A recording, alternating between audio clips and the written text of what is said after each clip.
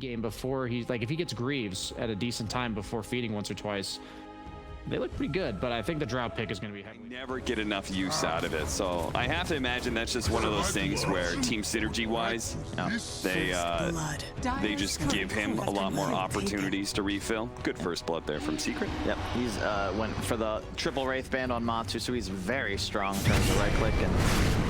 Nisha, nice dodge there with the slight. That is the trouble with Spirit Breaker versus Ember. Yeah. And a bit of trouble here for Toby, though the Flame Guard burned away. Oh, he's got the Reaper Sight, but Shadow Shock through, and wow, that was enough. Have the skin upgrades and buy MKB. Same kind of archetypes everywhere. Zai is going to be playing, you know, just the off-lane DK at some point in time, Underlords, Omni Knights, you know. He's going to be that big tanky boy that draws a lot of attention. Probably get some team fight itemization in there. The big thing for Secret, oh, hang on. No point in silence. Yeah, and that does mean that Matama Man, okay, if we can get a shackle somewhere in here, they can't even do enough damage. Jeez. Yeah, he's got so much armor, and this is a physical armor combo. He tries to get off a couple of arrows there to finish off one of these two heroes, but in turn, the two of Secret, much like we see here from Puppey, mid lane this game. Previously, he was top tier 1 as the Treant, soaking up that XP and gold. And this is the Secret special. 8-9 minutes in, one core that's ahead rotates. He's the space maker. They give their 5 position that level advantage. They should have Golem for their first move. And 4-1 the score, slight lead for Secret. Zai doesn't want to be sticking around in this lane against Shads, knowing that he's got Chronosphere up. And the Chronosphere is going to be used here. See if they actually get the kill. Looks like he's probably going to have a chance to get up Purification, but it's still going to be chased down by the Spirit Breaker. Aramis. No bashes. Hoping for a high five. No bashes from anybody right now, but there goes the Shockwave from Boom to take the kill. Meanwhile, though, top lane. The bottom lane as Nisha runs through the jungle. Love that high ground ward. Makes it so much simpler for them to play the map. And hey, Zai again. Zai just seems to, it's something about his personality too, that I feel like he can do these sort of plays and always put himself in danger and always draw a lot of attention, but this man will never tilt. No. I mean, he's played with, hang on one moment. Easy TP out from Aramis, but it's not going to be so easy for Celery, who's just eventually going to die here if Boom needs to do something about it. Tries to skewer him away from Celery, but Sleight of Fist just does too much damage. Now, they do have the Void coming in. He's got the Chronosphere. He's going to try and go for a surprise pickup. With several different heroes. And I know it's not this simple, but I would almost be tempted to always ignore Zai. Because he's so effective at just being able to bait out like really big rotations for a minor kill. Aramis, he does go down. Toby going to be in some trouble as the relocate going out from Celery. He's actually going to cut the tether and instead use it, bring Toby back to the fountain. Oh no, he's going to have to use the Chronosphere to go survive through this, but he didn't grab Nisha in the process. He's able to kind of loop through, time walk away, but Puppey, he can drop the golem if he wants to. Nisha wants him to as he dives in. Hits it with the Purification, the Golem follow-up. Celery comes back in from the relocate. The tether save, is it going to be enough to bail Shad out? He's only got 2 levels of the time walk, so he's got to cut his way through these trees. And there's Matama Man, able to block off his exit with those frosty arrows. And not being able to play this draft, the execution they were hoping for means they are looking like just a bit lost now at this point. His Secret is just going to kind of run back and forth between lanes and find kills here.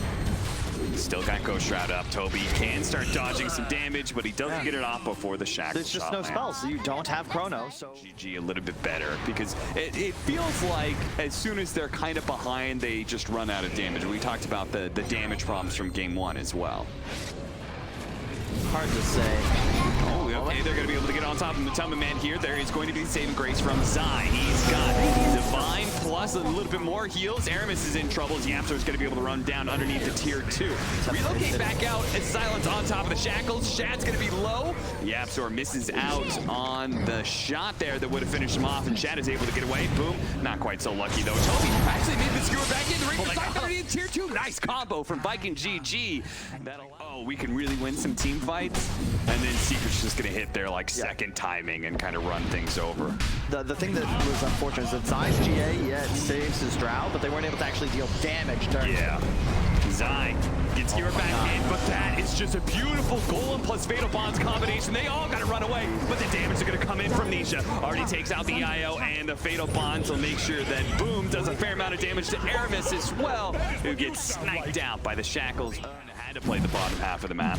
What if their outpost gets taken away? You know, just sort of Waged against Viking here. They're gonna know Mag is here, and Yapsor, hello. pretty big kill. Aramis is actually going to come in here. TP out, that's not going to be good enough. The multi-shot will bring down Boom, and they do have another shackle shot to Aramis. That makes it a double kill for... Ranger afraid for their lives if they show on vision, because they might just be charged reload on. Toby, he's got a Lotus Orb, so he can quickly remove the shackles, but he's going to be caught by the shackle shot. Yeah, I'm sorry. Yep. It's got to be Shad doing that. Aramis is going to go for the pickoff here on a puppy, and they should be able to get this rather quickly. If he got that Golem Fatal off, could have been real spooky. Aramis, oh, such long-range damage, but fortunately, Celery. 6-21, just trying to draw things out and wait for a mistake from Secret while trying not to bleed too many heroes. And Yapsor, he goes for a kill onto Aramis, but they've immediately relocated onto him. They're going to be able to get this kill. They're going to punish Yapsor for that kind of play. Trying to do it solo too. That is a wicked 6 streak and the extra death. Never stopping. Really well played by Puppy, though, to get the upheaval and the choke point. You can see Viking just can't collapse through that area. This is a really tough place for them to fight if they don't open on Puppy. They smoke. Another blind jump in. Roshan is low, but Secret are making sure they don't overly commit. Shad, he may actually try and force it. Roshan, a bit low. Shad getting bashed up by Roshan at the same time. They found their initiation out of Yapsor. That's a pretty good kill, but he got off the win run first, so they're gonna have to blow everything they can to hope to be able to kill him, and they should bring him down. Staying back inside the Roshan pit. Roche goes outside of the pit. The Chronosphere goes out. He uses it to try and close down. Roche getting still get the Aegis. Oh, they missed the kill, but they get the Aegis. That's the important part. Now Shad has that extra life, but he's gonna abandon the rest of his team because he looks at this and says, this is a terrible situation. I've used my Chronosphere. Let's just try and get away with the spoils of war. Sadly, Toby and the rest of the supports are not going to be able to have the same mobility options as our Void and a Potion. And a lot of long ranges. They have the telescope as well, so let's draw Ranger. And from very far away, boom! It was given the cheese from the Void, but it may not matter. BKB going off, gets the skewer back, but Nisha and Yapsor combined together, their damage is just immense. A charge through onto the Drill Ranger. Shad is going to go for it here without the Chronosphere. He's looking for some kills, but look at him, he's just being kited around constantly. Time walking off the damage over and over again. Celery's going to try and bail him out here, see if they can keep that ace alive. They will not. But if they can kill Nisha here, it would be massive. Skewer back in. Self-fueled Scepter. He's got a Remnant coming up in a second, but his silence goes out. The Reaper's Scythe, and he's down. Dead in the grave. And dead for 2 minutes, too. At that, Team Secret. A rapid retreat now, but a time walk.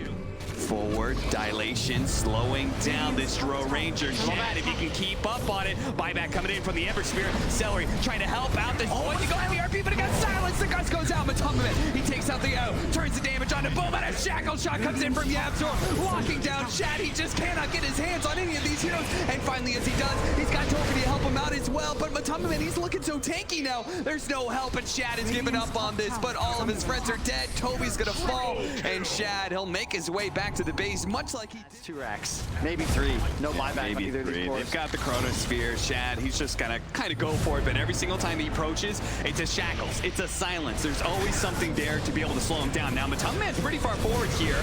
Shad, not gonna go for the Chronosphere just yet, but they're losing their buildings pretty quickly. He's gonna have to just throw it out soon as he's trying to beat on Matumbaman. There goes the build-up. That's gonna be Megas. Finally, he does throw out the Chronosphere, but he's been Mule Scepter mid-chrono. More damage coming in, a shackle shot that. He dead, and Shad's just doing nothing at this point. His physical damage just looks pathetic against the power of Team Secret, as they will take another 2-0 against Viking GG. That makes them 8-0 against this team now since their loss to them at ESL 1 Los Angeles. It's just so cool to watch, Cap. Like, they're just so good. Yeah. Ultimately, Viking, they have opportunities to win this game, but